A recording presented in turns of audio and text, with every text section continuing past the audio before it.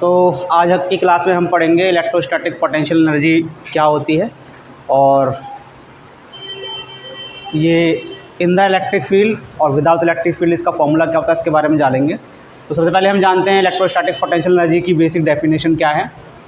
So electrostatic potential energy is basically the amount of work done in moving 2 point charges from infinity to respective position. तो electrostatic potential energy क्या होती है? Electrostatic potential energy होती है कि जो work किया जाए, 2 पॉइंट चार्जेस इनिशियली कहाँ पे हैं? इन्फिनिटी पे हैं। अब उनको पास लेके आना है। क्या लेके आना है? पास। और दोनों चार्जेस सेम हैं तो उनके बीच में क्या होगा? रिपल्सन होगा। वो पास नहीं आएंगे तो उनको पास लाने के लिए एक्सटर्नल वर्क करना पड़ेगा। कहाँ तक पास लाना है? जिस पोजीशन पे भी आप पोटेंशियल एनर्जी निकालना चाहते हो वहाँ तक उन चार्जेस को लेके आइए। तो जो वर्क डन करना पड़ेगा उसी को क्या कहते हैं? उस सिस्टम की पोटेंशियल एनर्जी कहते हैं। मान लीजिए Q1 यहाँ पे है इन्फिनिटी पे, Q2 भी इन्फिनिटी पे है। इन दोनों को मूव करा के लेके आना है। क्या ये मूव होंगे अपने आप? नहीं, क्योंकि इनके बीच में क्या है? रिपल्सन है। जब इनको मूव करा के Q1 को मूव करा के इस पोजीशन पे ले आएंगे, Q2 को मूव करा के इस पोजीशन पे ले आएंगे, तो जो वर्क डन करना पड़ेगा वो इन दोनों चार्जेस की कंबाइंड में क्या निकलेगी? पोटेंशियल एनर्जी निकलेगी। ठीक है, तो इसको हम ड्राइव भी करेंगे पोटेंशियल एनर्जी का फॉर्मूला। तो यहाँ पे जो पोटेंशियल एनर्जी होती है U से डिनोट होती है and that is equal to K Q1 Q2 upon में R। अगर दोनों सेम चार्जेस हैं, मतलब प्लस प्लस के हैं या माइनस माइनस के हैं, तो पोटेंशियल एनर्जी कैसी आएगी आपकी? पॉजिटिव आएगी। कैसी आएगी? पॉजिटिव। फॉर सेम चार्जेस या लाइक चार्जेस, लाइक चार्जेस के लिए आपकी पोटेंशियल एनर्जी कैसे आएगी? पॉजिटिव आएगी। वहीं पर अगर आपके अनलाइक चार्जेस हुए, कैसे चार्जेस हुए? यानी एक नेगेटिव है एक पॉजिटिव है, एक नेगेटिव है एक पॉजिटिव है, तो रिजल्ट क्या आएगा? नेगेटिव। For unlike charges. तो इसको भी हम जान लेंगे कि अनलाइक चार्जेस के केस में नेगेटिव क्यों आता है, लाइक चार्जेस के केस में पॉजिटिव क्यों आता है, और इस फॉर्मूले को भी हम ड्राइव करेंगे। तो पोटेंशियल एनर्जी की डेफिनेशन दोबारा से बता देता हूँ। The amount of work done in bringing point charges from infinity to respective position is called the potential energy of the system of 2 charges. ठीक है, पोटेंशियल एनर्जी की जो ऐसा यूनिट होती है एज यूजुअल जैसे अदर एनर्जीज की होती है, वो क्या होती है? जूल होती है। और ये स्केलर क्वांटिटी है पोटेंशियल एनर्जी, यानी इसकी कोई डायरेक्शन नहीं होती है, ये एक स्केलर क्वांटिटी है। तो अब नेक्स्ट टॉपिक में हम इसको ड्राइव करना सीखेंगे, इस फॉर्मूले को कैसे ड्राइव करेंगे। ठीक है, तो आइए अब डेरिवेशन करते हैं फॉर्मूले की। तो देखिए यहाँ पे एक चार्ज है Q1 मेरे पास, पॉजिटिव चार्ज है। इससे कुछ दूरी R पर एक पॉइंट है X। पॉइंट X की दूरी कितनी है? इससे R है।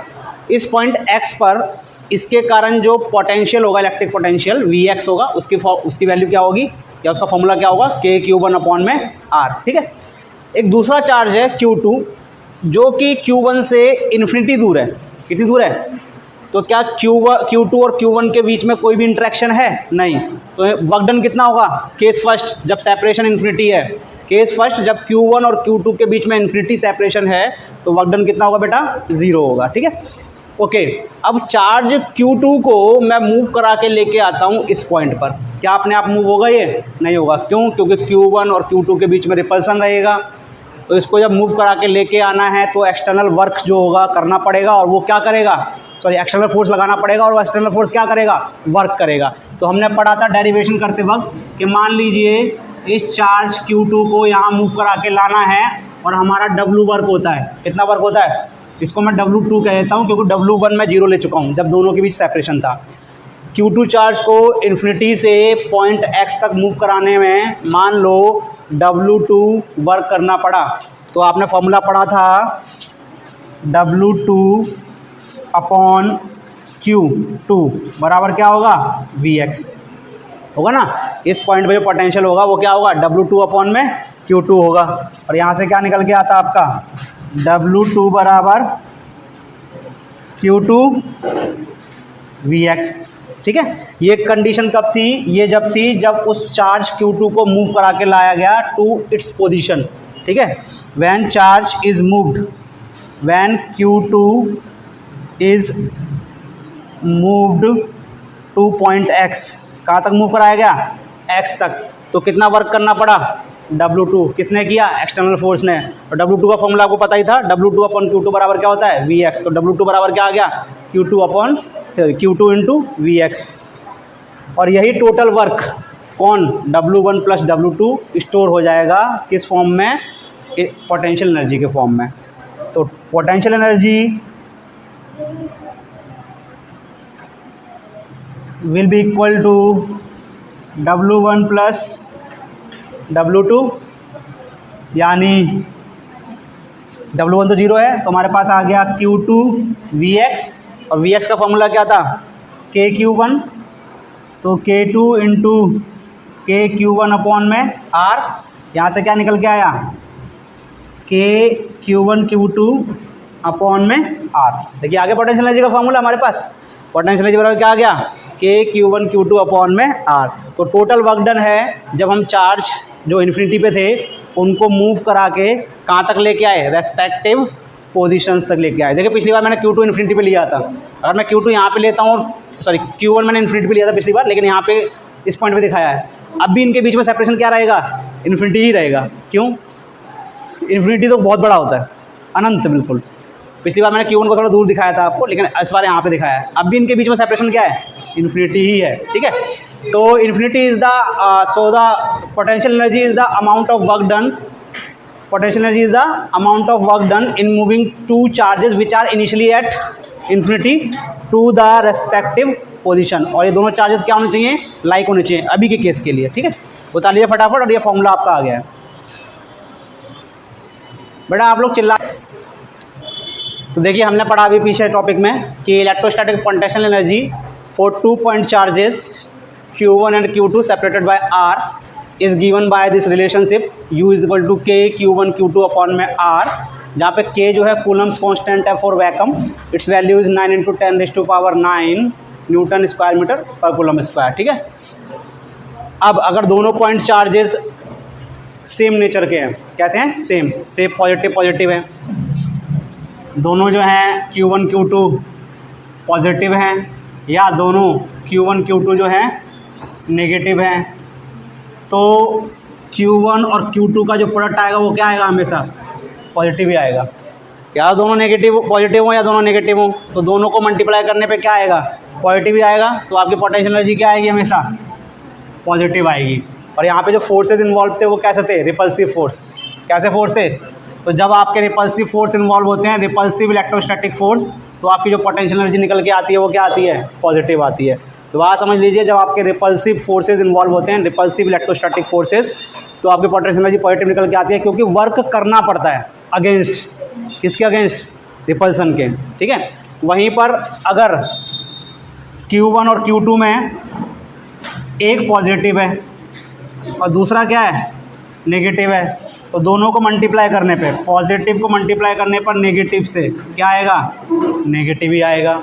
तो उस केस में आपकी पोटेंशियल एनर्जी क्या हो जाएगी, नेगेटिव हो जाएगी, ठीक है। दुआ समझ लीजिए, एक नेगेटिव है दूसरा पॉजिटिव है, दोनों को मल्टीप्लाई करने पर क्या आएगा, नेगेटिव, तो आपकी पोटेंशियल एनर्जी भी क्या आएगी, नेगेटिव आएगी। और इस केस में जो फोर्स इन्वॉल्व है वो कैसे हैं, अट्रैक्टिव हैं। इसका मतलब है अट्रैक्टिव फोर्सेज में वर्क कौन करेगा, खुद इलेक्ट्रोस्टैटिक फील्ड करेगा, या इलेक्ट्रोस्टैटिक फोर्स करेगा, सॉरी, कौन करेगा, इलेक्ट्रोस्टैटिक फोर्स, ठीक है। वो एक दूसरे को अट्रैक्ट करेंगे, तो हमें क्या करना पड़ेगा, उल्टा वर्क करना पड़ेगा उनको दूर ले जाने के लिए। इसलिए यहाँ पे जो पोटेंशियल एनर्जी होगी वो क्या होती है, नेगेटिव होती है। दोबारा समझ लीजिए, जब आपके इलेक्ट्रोस्टैटिक फोर्स जो इन्वॉल्व हैं वो अट्रैक्टिव है, तो आपकी पोटेंशियल एनर्जी क्या निकल के आती है, नेगेटिव निकल के आती है, क्योंकि यहाँ पे जो वर्क किया जाता है वो खुद इलेक्ट्रोस्टैटिक फोर्स करता है। क्या करता है, इलेक्ट्रोस्टैटिक फोर्स, उनको कहाँ लाने में, इन्फिनिटी से उन पॉइंट्स तक लाने में, ठीक है। तो ये इलेक्ट्रोस्टैटिक पोटेंशियल एनर्जी नेगेटिव हो गई। ये तो हो गया इसके कारण, तो फटाफट डाल लीजिए ज़रा। तो आइए हम पढ़ते हैं सेकंड पॉइंट, जिसमें हम पढ़ेंगे electrostatic potential energy for 3 point charges.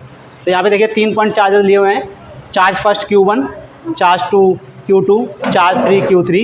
Q1 और Q2 के बीच का जो सेपरेशन है वो R12 मान लिया मैंने, आप R21 भी मान सकते हो, ठीक है, मैग्नीट्यूड सेम ही रहेगा, और पोटेंशियल एनर्जी में भी कोई फ़र्क नहीं आएगा, क्योंकि वो क्या होती है, स्केलर क्वांटिटी होती है।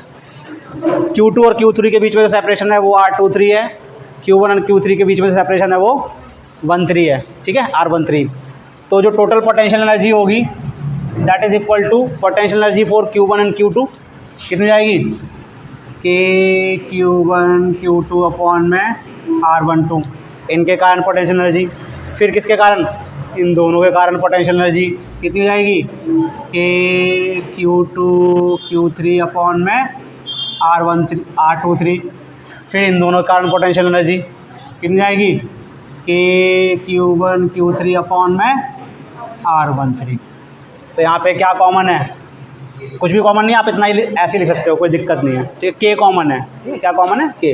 तो ये किसके कारण आ गई, 3 पॉइंट चार्जेस के कारण आ गई। किसके कारण आ गई, 3 पॉइंट चार्जेस के कारण। इस तरह से अगर 4 पॉइंट चार्जेस हैं, देखिए यहाँ पे 4 पॉइंट चार्जेस ले लिए मैंने, मान लो, चलो मान लो स्क्वायर पे ले लिए मैंने, एक स्क्वायर है उस पर ले लिए, 4 पॉइंट चार्जेस ले लिए। ये है Q1, ये है Q2, ये है Q3, ये है Q4। Q1 Q2 के बीच में जो सेपरेशन है उसको मैंने R12 मान लिया, इसके बीच का सेपरेशन R23 मान लिया, इसके बीच का सेपरेशन R34 मान लिया, इसके बीच का सेपरेशन R14 मान लिया। और जितने पेयर बन रहे हैं उतने बना लीजिए। एक ये पेयर बन रहा है, ठीक है, बन रहा है ना, इनके बीच में तो होगा, तो क्या हो जाएगा, R13 मान लिया इसको। एक इनके बीच में भी बन रहा है पेयर, क्या मान लिया इसको, R24 मान लिया। तो टोटल पोटेंशियल एनर्जी 4 चार्जेस के लिए कितनी हो गई, के ब्रैकेट Q1 Q2 अपॉन में R12, Q2 Q3 अपॉन में R23, Q3 Q4 अपॉन में R34, फिर प्लस में Q1 Q4 अपॉन में R14, प्लस में Q1 Q3। जितना पेयर बन रहा बनाइए, Q1 Q3 अपॉन में R13, प्लस में Q2 Q4 अपॉन में R24। देखिए, so this is the total potential energy for 4 charges, 4 point charges, ठीक है। इस तरह से आप 5 के भी निकाल सकते हो, n के लिए भी निकाल सकते हो। किसके लिए निकाल सकते हो, n के लिए। इस तरह से निकालते चले जाइए, n के लिए भी आप निकाल सकते हो, n चार्जेस के लिए। और n चार्जेस क्या हो जाएगा, के Q1 Q2 अपॉन में R12, प्लस में के Q1 Q3 अपॉन में R13, प्लस के Q1 Q4 अपॉन में R14। इसी तरह से एक बार Q2 ले लेना, फिर Q1 Q2, जितने पेयर बनने उतने पेयर बनाते चले जाना, ठीक है। तो ये कहाँ तक निकल जाएगी आपकी, n चार्जेस के लिए। कितने के लिए, n चार्जेस, जितने पेयर बनने उतने बनाते चले जाओ।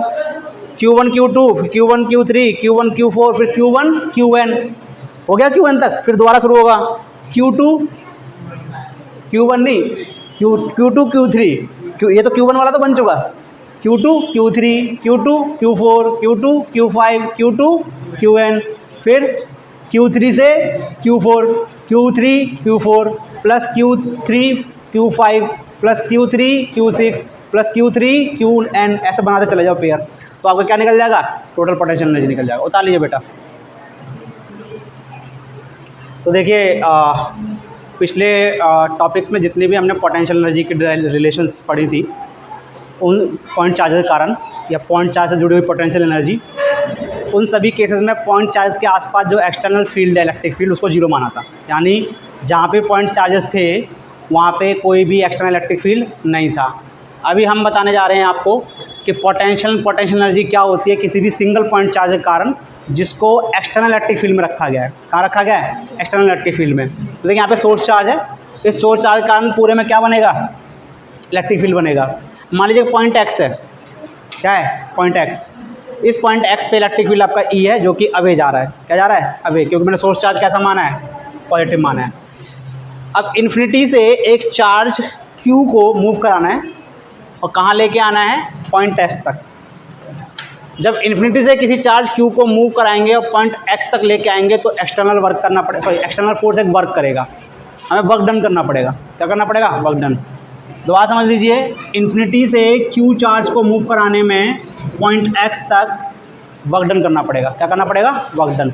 अगर ये जो चार्ज हम मूव करा रहे हैं इसकी वैल्यू 1 कूलम्ब है, यानी यूनिट चार्ज है। क्या चार्ज है? तो जो वर्क डन कराना पड़ेगा, मान लीजिए 10 जूल वर्क कराना पड़ा, वो वर्क डन इस पॉइंट पे क्या कहलाता है? पोटेंशियल कहलाता है। यानी पोटेंशियल एट एक्स कितना हो गया आपका? 10 वोल्ट। कितना हो गया? 10 वोल्ट। तो बात समझिए, Q जो कि यूनिट चार्ज है, कैसा चार्ज है? यूनिट 1 कूलम्ब चार्ज है, उसको इन्फिनिटी से किसी पॉइंट x तक मूव कराने में जो वर्क करना पड़ता है वो न्यूमेरिकली किसके बराबर होता है? उस पॉइंट पर पोटेंशियल के बराबर होता है। अगर इसी Q बराबर 1 कूलम्ब को मूव कराने में मुझे 40 जूल वर्क करना पड़ा, कहाँ तक मूव कराने में? x तक, तो कितना वोल्ट हो गया? 40 वोल्ट हो गया।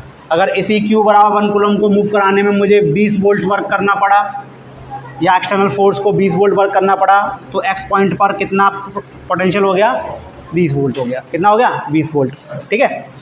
तो हमने पढ़ा कि W/Q बराबर पोटेंशियल x होता है, जहाँ पे Q की वैल्यू कितनी होती है? 1 कूलम्ब होती है। कितनी होती है? 1 कूलम्ब। यानी W जो है वर्क डन है 1 कूलम्ब चार्ज को मूव कराने में, कहाँ से? इन्फिनिटी से पॉइंट x तक, तो किसके बराबर होता है?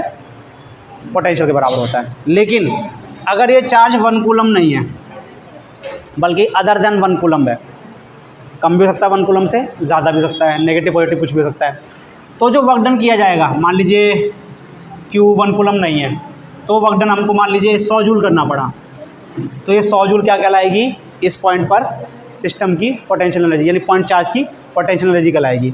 यानी वर्क डन हमको कितना करना पड़ा? 100 जूल करना पड़ा, तो ये 100 जूल ही मेरी क्या कहलाएगी? पोटेंशियल एनर्जी कहलाएगी। किसकी पोटेंशियल एनर्जी? उस चार्ज की, Q की, जिसको मैंने कहाँ रखा हुआ है? एक्सटर्नल फील्ड में रखा हुआ है। कहाँ रखा हुआ है? एक्सटर्नल फील्ड में। तो फॉर्मूला हो जाता है आपका W/Q, जहाँ पे Q क्या है आपका? 1 कूलम्ब नहीं होना चाहिए, बराबर क्या हो जाएगा? पोटेंशियल, और W बराबर क्या हो जाएगा? Q into V। W क्या कहलाएगा आपका?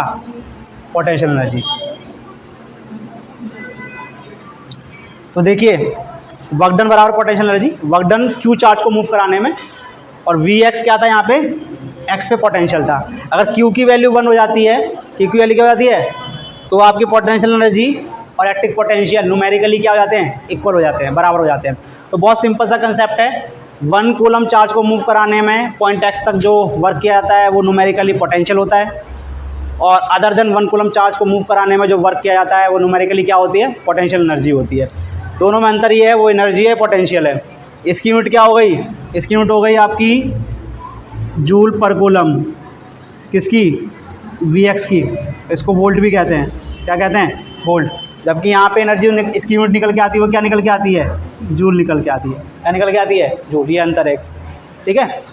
यहाँ पे जूल पर कूलम्ब निकल के आती है, जबकि वहाँ पे क्या निकल के आती है? जूल निकल के आती है। इसका मतलब ये हुआ, जब पोटेंशियल निकालते हैं तो पोटेंशियल खाली इस बात पर निर्भर करता है कि वर्क क्या किया गया है। तो 1 कूलम्ब की मूवमेंट में जो वर्क किया गया उसी को हम मानेंगे। तो इस बात पर डिपेंड नहीं करता है कि चार्ज कैसा है, कहाँ रखा है, मतलब चार्ज कितनी वैल्यू का रखा है, इससे मतलब नहीं होता। जबकि पोटेंशियल एनर्जी चार्ज पे भी डिपेंड करता है। पोटेंशियल एनर्जी किस पर डिपेंड करती है? चार्ज पे भी डिपेंड करती है, और इलेक्ट्रिक फील्ड पे भी डिपेंड करती है। जबकि पोटेंशियल सिर्फ किस पर डिपेंड करता है? इलेक्ट्रिक फील्ड पे, और उस पॉइंट पर डिपेंड करता है जिस पॉइंट पर हम निकालना चाह रहे हैं। चार्ज मटेरियलिस्टिक नहीं होता इसके लिए, यानी हम हमेशा उसके लिए निकालते हैं 1 कूलम्ब के लिए। किस लिए निकालते हैं? 1 कूलम्ब के लिए। तो दोबारा समझ लीजिए, 1 कूलम्ब को मूव कराने में जो वर्क होता है वो न्यूमेरिकली पोटेंशियल कहलाता है।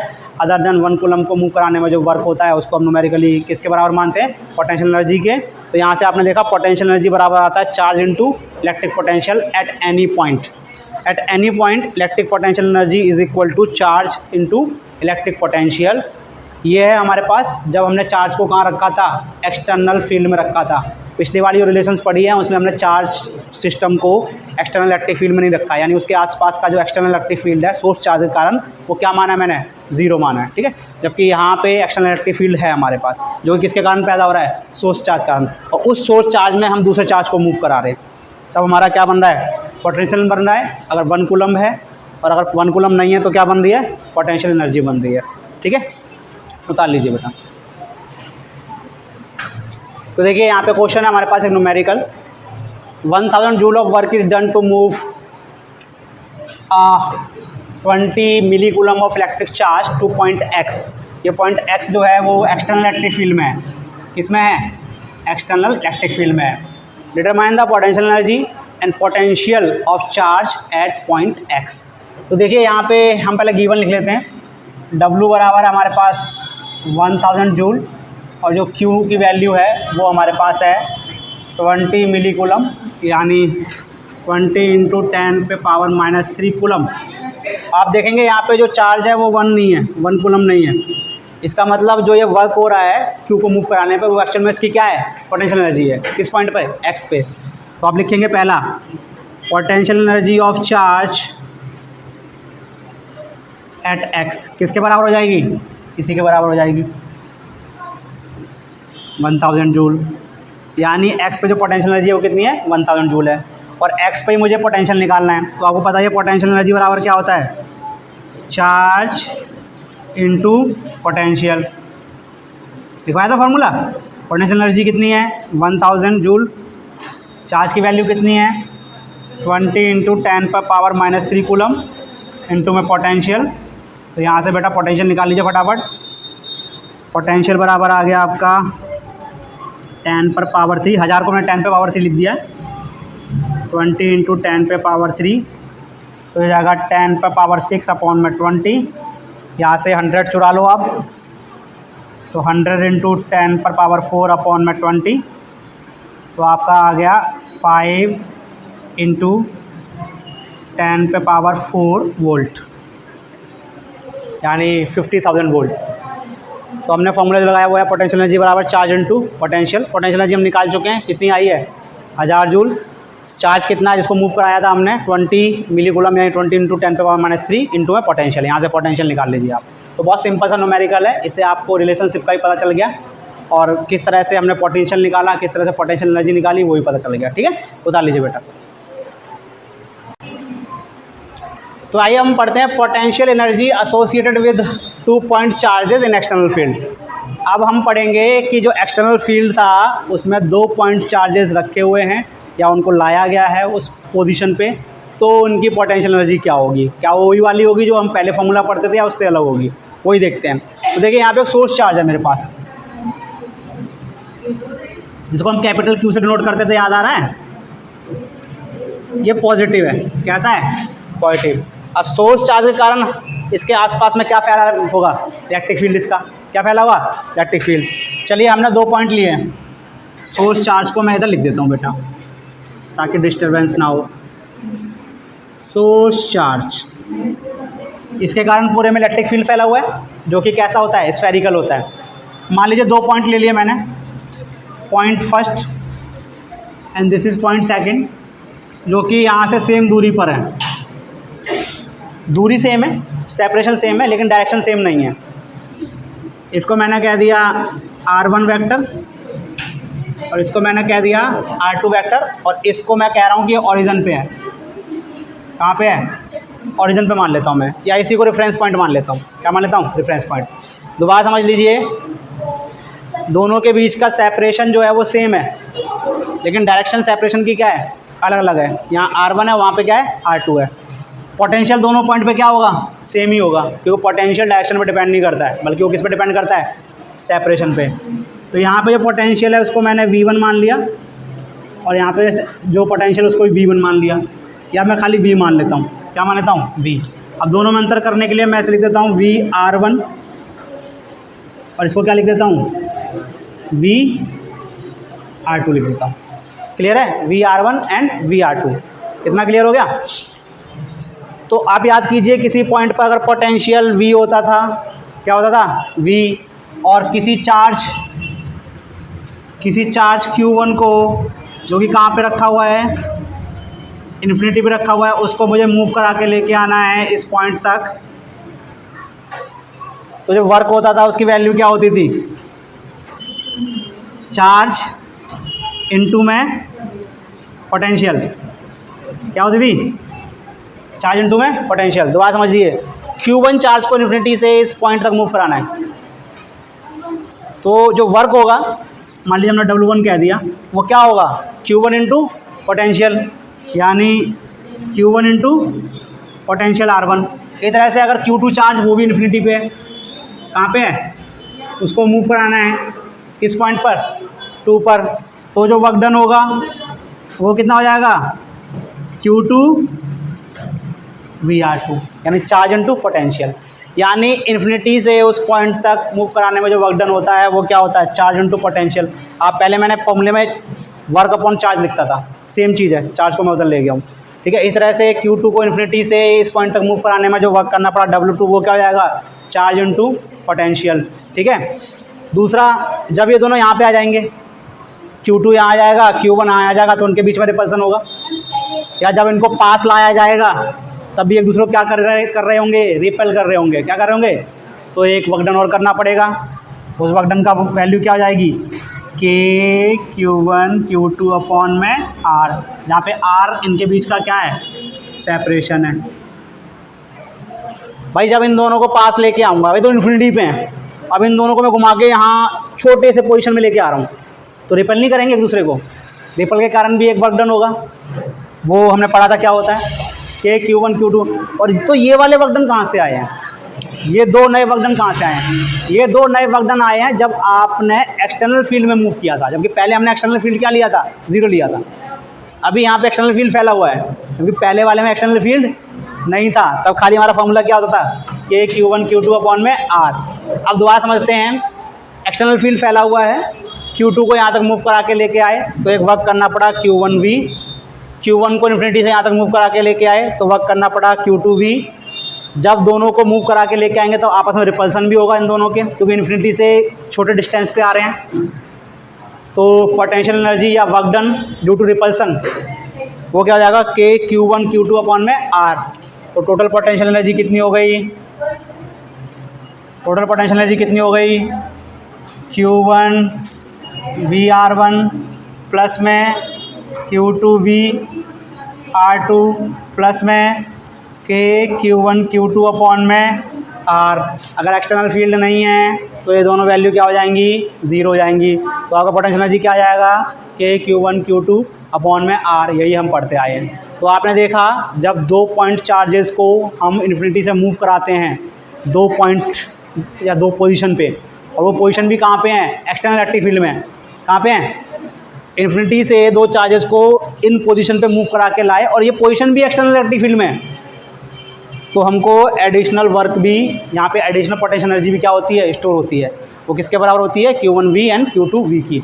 अगर यहाँ पे पोटेंशियल एक्सटर्नल इलेक्ट्रिक फील्ड 0 है तो ये दोनों टर्म क्या हो जाएंगे, 0 हो जाएंगे। तो आपकी जो पोटेंशियल एनर्जी आएगी वो आएगी खाली K Q1 Q2 अपॉन में R। ये डिफरेंस होता है, फटाफट उतार लीजिए।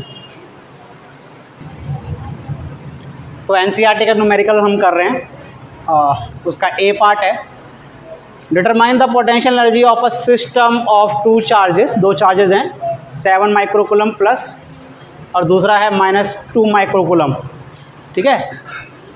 जहाँ पे दोनों पॉइंट चार्जेस एसोसिएटेड है वहाँ पे कोई भी एक्सटर्नल फील्ड नहीं है, ये माना गया है। और जो +7 माइक्रोकूलम चार्ज है वो इस पोजीशन पे, इस कोऑर्डिनेट पे रखा हुआ है, और -2 माइक्रोकूलम जो है इस कोऑर्डिनेट पे रखा हुआ है। आपको पोटेंशियल एनर्जी बतानी है। तो चलिए स्टार्ट करते हैं पहला सॉल्यूशन। तो देखिए, जो उनकी पोजीशन है वो आपको साफ जाहिर है, XY कोऑर्डिनेट, YZ कोऑर्डिनेट 0 है, तो इसका, और सिर्फ कौन सा कोऑर्डिनेट आ रहा है, X कोऑर्डिनेट, इसका मतलब वो X एक्सिस पे है। कहाँ पे है, ठीक है। तो एक यहाँ पे रखा हुआ है, से हमने कहा यहाँ पे रखा है, से नहीं, वहाँ पे 7 माइक्रोकूलम रखा हुआ है, और यहाँ पे आपकी जो कोऑर्डिनेट है वो है -900। दूसरा वाला यहाँ रखा हुआ है -2 माइक्रोकूलम, यहाँ पे जो कोऑर्डिनेट है वो है 900। इनके बीच का सेपरेशन मान लीजिए R है। तो आपको डिस्टेंस फार्मूला लगाना है R के लिए। क्या फार्मूला लगाना है, याद आ रहा है डिस्टेंस फार्मूला? आप ऐसे ही पता कर सकते हो, -9 से लेकर 9 तक का डिस्टेंस कितना हो गया, 18। तो बीच में हमारे पास यहाँ पे क्या आ रहा है, 0 आ रहा है। तो 9 इधर, 9 इधर, तो कितना डिस्टेंस हो गया, 18। यानी हमारे पास जो R की वैल्यू आ गई वो आ गई 18 सेंटीमीटर, यानी 18 × 10⁻² मीटर, ठीक है। Q1 कितना दे रखा है, 7 × 10⁻⁻6 कूलम। Q2 कितना दे रखा है, -2 × 10⁻⁻6 कूलम। कोई एक्सटर्नल फील्ड है नहीं, तो कौन सा वाला रिलेशनशिप इस्तेमाल करेंगे हम, U बराबर K Q1 Q2 अपॉन में R, इन दोनों के गैप में क्या भरा हुआ है, एयर है। चलिए कूलम्स कांस्टेंट की वैल्यू रखिए 9 × 10⁻⁹, Q1 की वैल्यू रखिए, Q2 की वैल्यू रखिए, तो 7 दूनी 14 माइनस का 14 हो गया, ये -14 × 10⁻⁻12 अपॉन में R की वैल्यू कितनी है, 18 × 10⁻⁻2। चलिए काटिए, 9 दूनी 18, ठीक है, ऊपर ये बच गया आपका 0.5 हो गया, 1 को 2 से भाग दिया 0.5, बाकी अच्छा इधर 14 भी है माइनस का, तो पूरा माइनस हो गया, इंटू 10⁻⁹ -12 + 2, सारी पावर एक तरफ कर ली हमने। तो ये हो गया 4 पंजे 20, 2 और 5 एकम 5, 7.7। ये तो ऐसे ही कर देता, बताओ इतना कैलकुलेट करना हूँ, इसका मतलब हाफ होता है, 14 का हाफ जो है 7 हो गया, मैं अभी कहाँ बुद्धि लगा रहा हूँ। 10 पर पावर कितनी हो गई बेटा, ये 2 और 9 11, 11 12 -1, तो आपका आया 0.7 माइनस का जूल। तो कितनी पोटेंशियल एनर्जी आई, -0.7 आई, कितनी आई, -0.7। फटाफट पहले इसको उतार लीजिए। तो हमने ए पार्ट सॉल्व कर लिया और हमने ए पार्ट में देखा कि जो हमारी पोटेंशियल एनर्जी आ रही है सिस्टम की, वो कितनी आ रही है, -0.7 जूल। यानी ये वो वर्क है जो किया गया उन चार्जेस को इन्फिनिटी से कहाँ लाने में, उन पोजीशंस पे लाने में। किन पोजीशन पे, इस पोजीशन पे एंड इस पोजीशन पे लाया गया, कहाँ से, इन्फिनिटी से। तो जो वर्क डन किया गया वो कितना था हमारे पास, -0.7। ये वर्क डन किया किसने था, वैसे इलेक्ट्रोस्टैटिक फोर्स ने किया था। अब वर्क डन किया जाए उल्टा, उल्टा मतलब उस पोजीशन से कहाँ ले जाया जाए, इन्फिनिटी पे, उस पोजीशन से कहाँ ले जाया जाए, कौन करेगा, एक्सटर्नल फोर्स, कौन करेगा, ठीक है। तो कितना हो जाएगा वर्क डन, साइन चेंज हो जाएगा,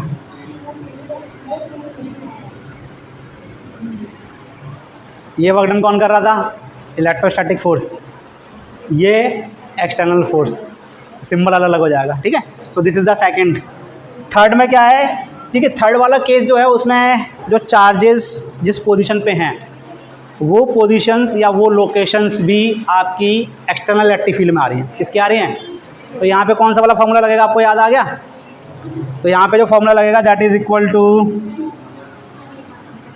Q1V + Q2V प्लस में K Q1 Q2 अपॉन में R, ठीक है। V क्या है, V तो हमें दे नहीं रखा, तो V निकालना पड़ेगा हमें। V बराबर V अपॉन R बराबर क्या होता है, मैग्नीट्यूड की बात करें खाली तो E होता है। V अपॉन R बराबर क्या होता है, पढ़ा ना, इलेक्ट्रिक फील्ड बराबर डिक्रीज इन पोटेंशियल ग्रेडियंट।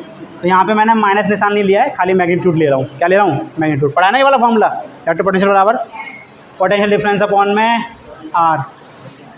चलिए पोटेंशियल बराबर क्या हो गया, R × E। E की वैल्यू कितनी थी, A/r², A/r²। तो कितना बचा पोटेंशियल, A अपॉन में R। रख दीजिए फटाफट। Q1 की वैल्यू कितनी है, 7 × 10⁻⁻6। V हो गया आपका A/r, क्या हो गया, तो A/r को कॉमन ले लीजिए पहले,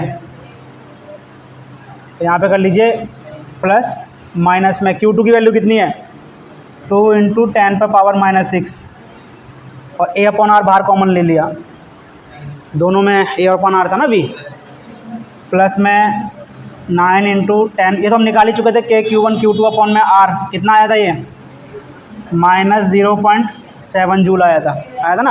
अब इसको सॉल्व कर लेते हैं, इसमें -6 भी बाहर निकाल लो, 10⁻⁻6 भी बाहर निकाल लो, ठीक है। A की वैल्यू कितनी थी, कहाँ गई, 9 × 10⁵।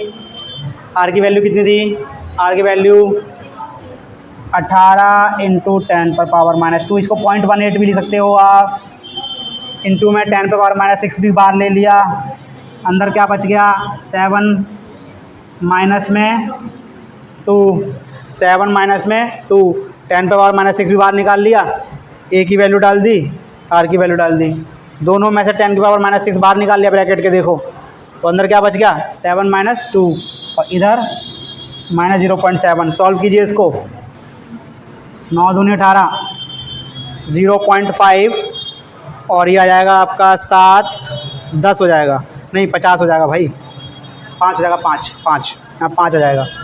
तो आपका आ गया 5 गुणा में, दोबारा समझते हैं, 9 दूनी 18, 1 को 2 से भाग दिया, कितना बचा 0.5, तो यहाँ पे 0.5 आ गया, -2 को ऊपर ले गए, 7 हो गया, ये 7 में से -6 गया, +1 बचा, यानी 10 बचा।